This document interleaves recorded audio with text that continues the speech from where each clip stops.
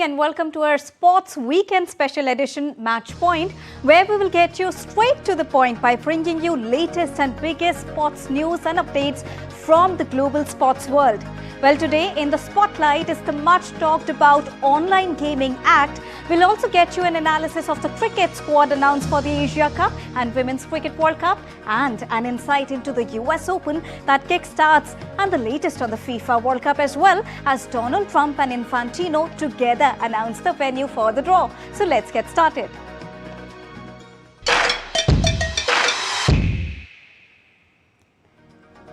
To begin with the just concluded Khelo India Water Sports. Well, the three-day Khelo India Water Sports Festival concluded at the iconic Dal Lake in Jammu and Kashmir on Saturday, with Madhya Pradesh leading the tally with 18 medals in its kitty. Odisha finished second with 10 medals, followed by Kerala with 7. Hosts Jammu and Kashmir reached the 7th position with a gold, silver and bronze medal. Mohsin Ali won the gold medal in 1000 meters men's kayaking event. Now over 400 athletes competed for 24 medals in the event that kick-started on the 21st of August and concluded on 23rd, which is today. The tournament featured 6 sports like rowing, canoeing, kayaking, water skiing, Shikara race and dragon boat race. Now, with the services team not participating this time, the focus was on states like Madhya Pradesh, Odisha and Kerala, which have produced strong water sports athletes.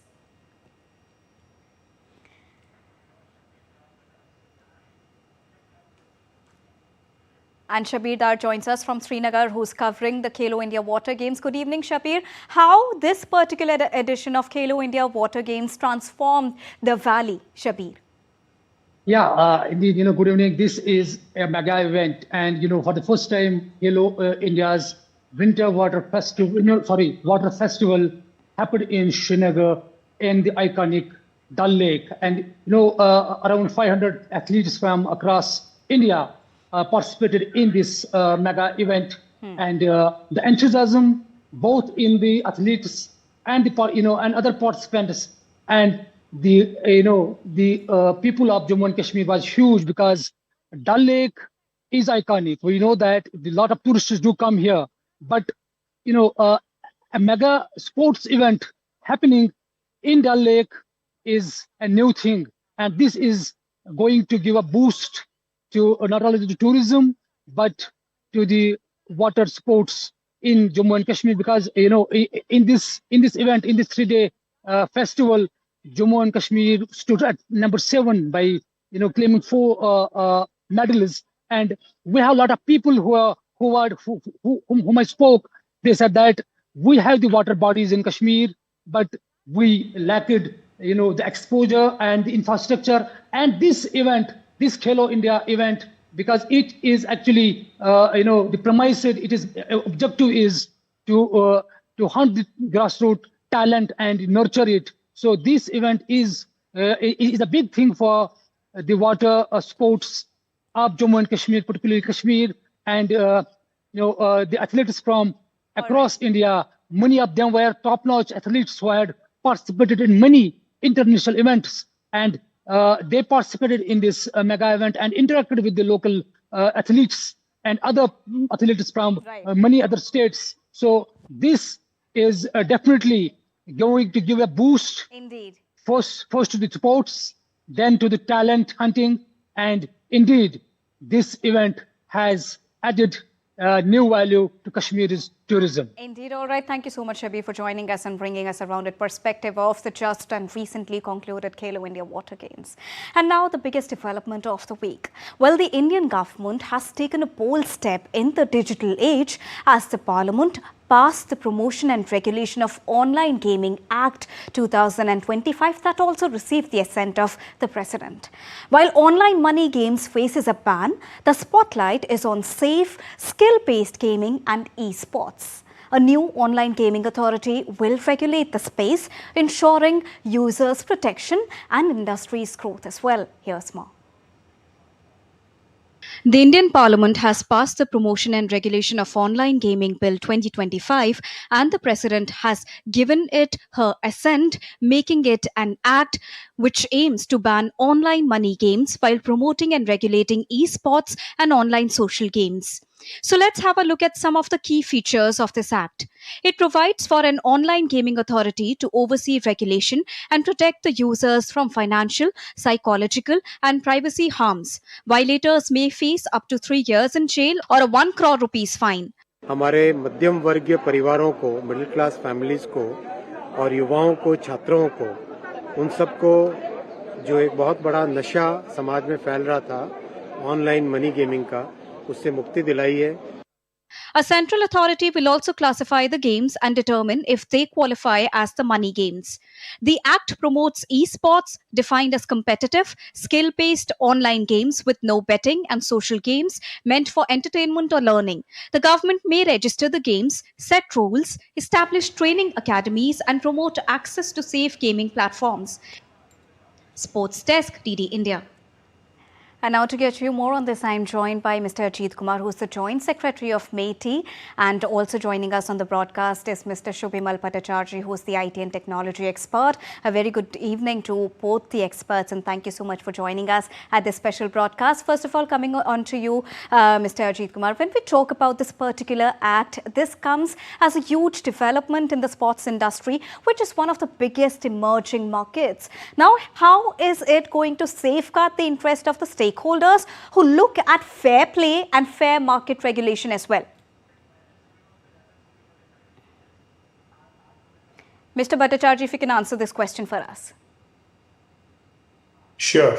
I think one of the major avenues on which the government premised the bill and passed it at that speed was the impact that the online gaming space was having on the society, both from issues that impact the society as well as national security concerns.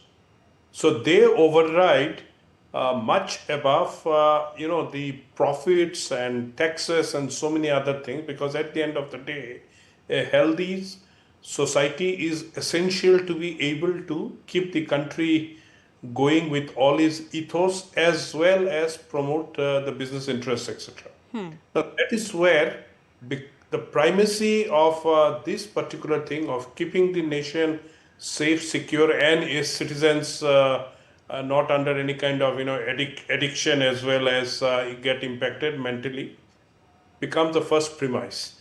And so, with that in mind, what is it that you can offer in this particular space? You have mentioned just about esports as well as games and that allow skills to be built up. So I think that's the space that still can enthuse the users, enthuse the youngsters and all to participate, to hone their skills, to be able to go further and build up on ideas and their skills, rather than thinking money should be the only premise on which games should be built, and only the talents and interested persons will run towards money-based games. So I think much that is being floated around that could be impacting the industry as such. A lot of investments were going to come in, but where does that impact or improve on the society if it's actually harming the youngsters right at their formative years in terms of making them addicted, getting them into some kind of mental pressure, tortures, suicide cases are being reported and all. So I think this is where the government's push has been really, really very, very laudatory. And to talk about that, we have with us the Joint Secretary from MeitY. So when we talk about this particular act, now esports has also been given special attention and recognition. Looking at so many other benefits of the act, how is it going to give a boost to the creative economy? Very good evening. Actually, this act has to be seen as a very progressive, you can say, approach of government regarding online gaming industry and growth of creative economy. As you see that this act has divided the online gaming industry or the sector into three main parts. First is the esports, which we talked about. Second is the social games. And third is the online money games. If you see that the first two parts are very much legal and allowed and to be promoted by government. So government has a very clear thinking of making a fine balance between the growth of the creative economy, making India as an online gaming hub by promoting and by providing all the support to esports and online social games. Okay, because government very much recognizes that by playing these such games, maybe you can say we are, getting a element of stress relief. Even our youth learn fast decision making, and very cognitive skills also got developed. So government has recognized that element. The only thing which government has targeted is the online money game where money is involved. Right. Okay. So sector is very much open to all the people who are working in this sector and want to work for the growth of creative economy. And our aim or our vision is definitely to make India as an online gaming hub. What government is banning? We have to very clearly understand. Government is banning any, you can say, online money gaming service or anybody who advertises for such online money games or anybody who facilitates this transaction of funds or authorization of funds for online money games. So these three things under the act government has banned. And you know that it has been, you can say our youth and particularly our poor section has been addictive of such online money games. A lot of people, committed suicide. People take loans to play. People even, the whole life, whatever savings they, you can say, waste in this online money gaming. So government has just targeted this part of the online gaming industry. All right. But we should understand that government is not at all, you can say, the person who is playing the money game or person who is playing the game. Even let us say that online money game is available. If somebody is playing, so government has very clear thinking that that person is a victim. He is not criminal. Okay, so it's a very progressive approach, and there were elements of, some sort of money laundering issues also with such games. So issue of national security was also there. So government has made a very fine balance between resolving the social level or the issues, and on the other hand, promoting the creative economy of this sector. Okay, so and demand was from industry also, because this was a little bit unregulated industry.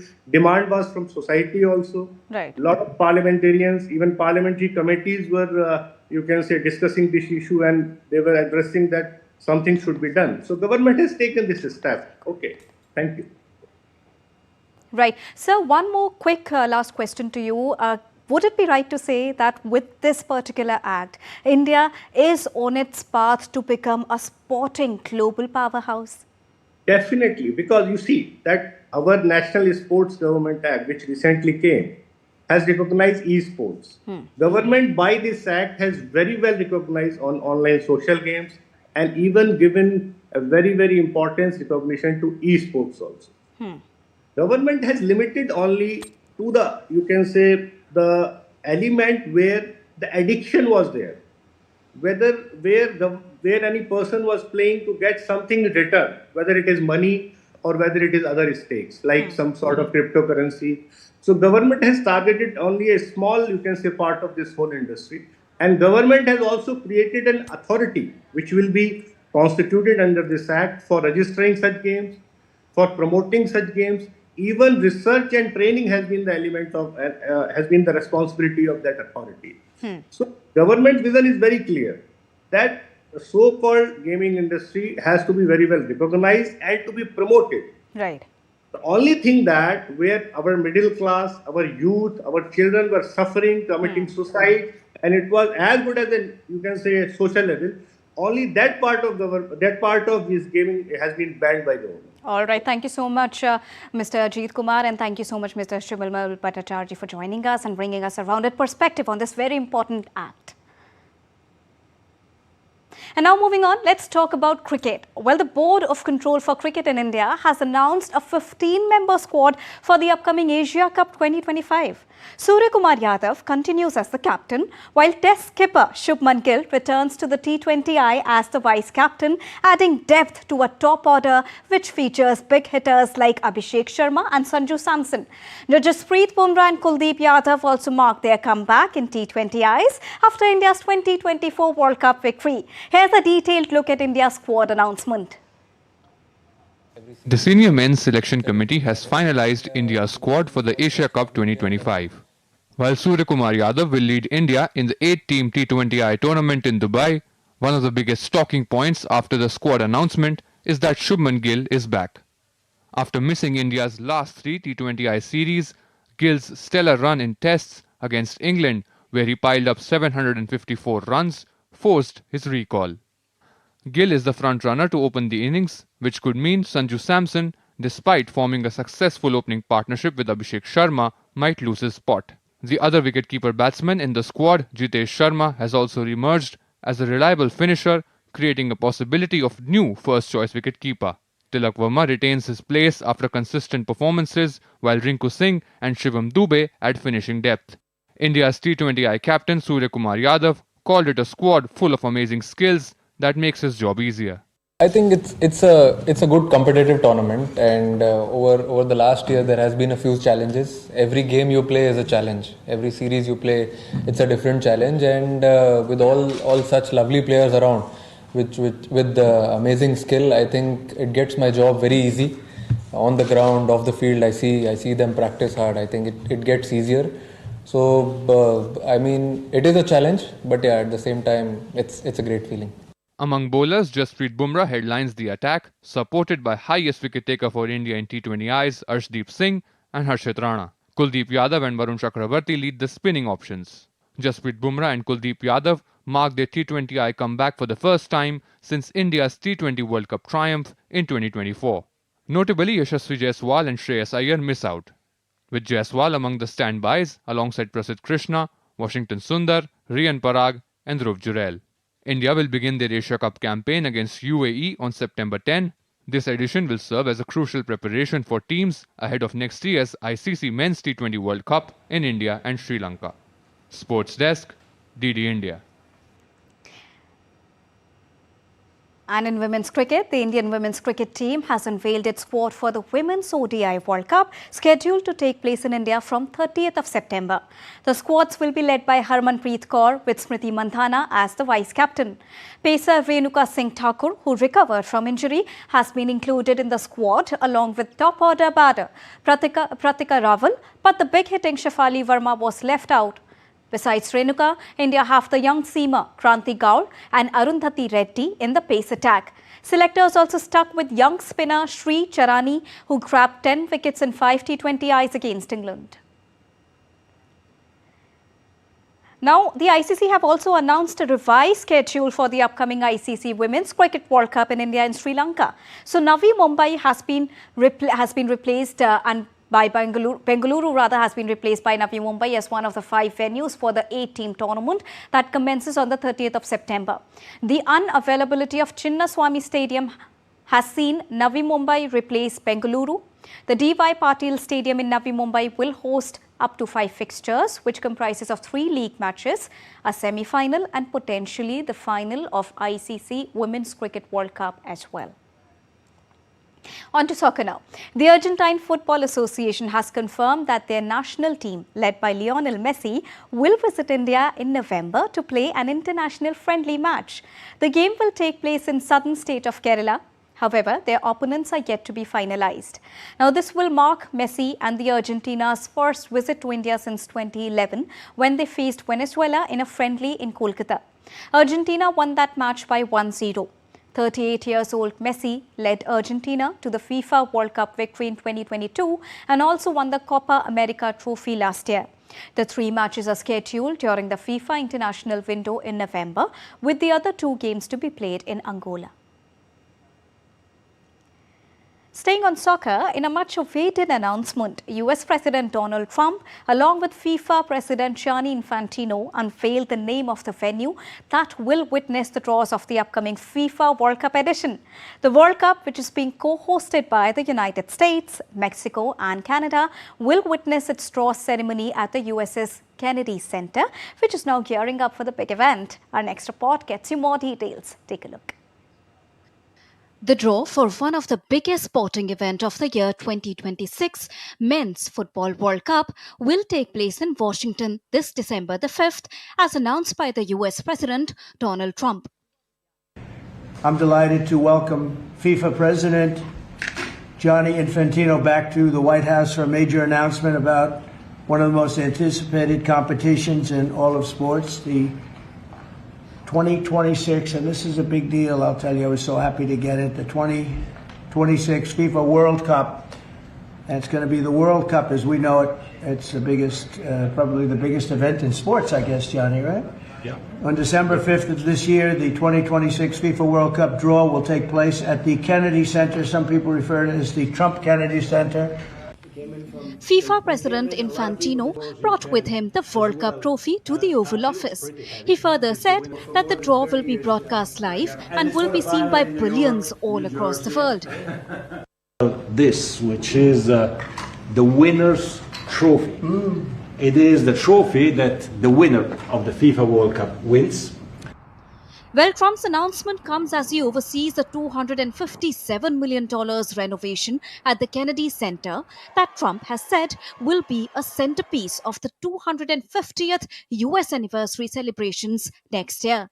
The 2026 World Cup, being co-hosted by the United States, Canada and Mexico, will be the first with 48 teams and will feature 104 matches.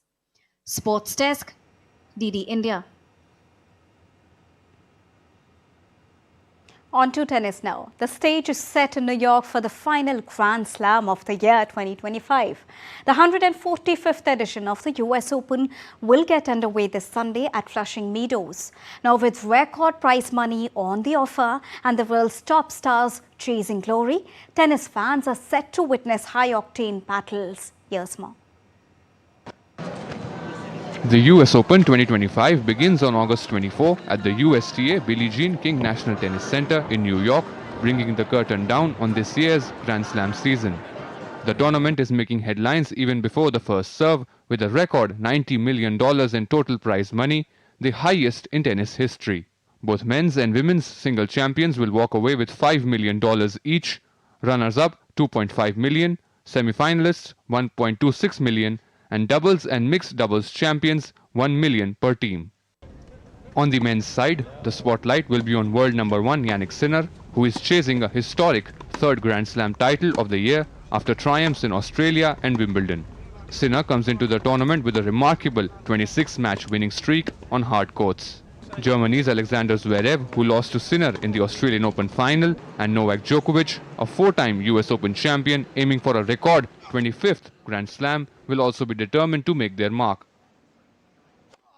Spain's Carlo Alcaraz stands as the biggest challenger. The French Open champion has beaten Sinner in a Grand Slam final already this year and will look to reclaim the New York crown, which he lifted in 2022. So let's see. New York is a place that I love playing.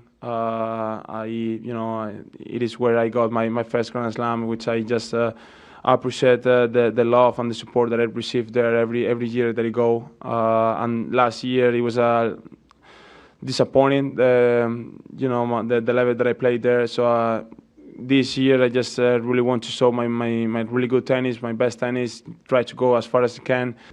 The women's field is equally stacked.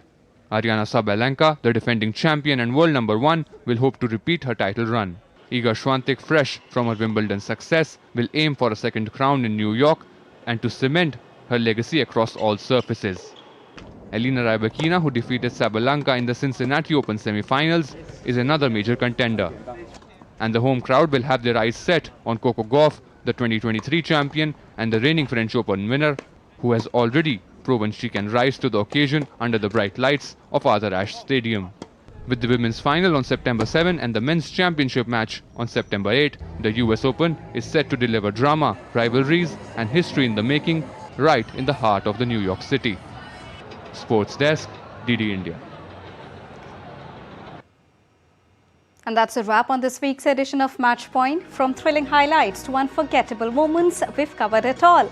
Be sure to join us next week for more action, analysis and of course the latest buzz from the world of sports. Thank you so much for joining us. Namaskar.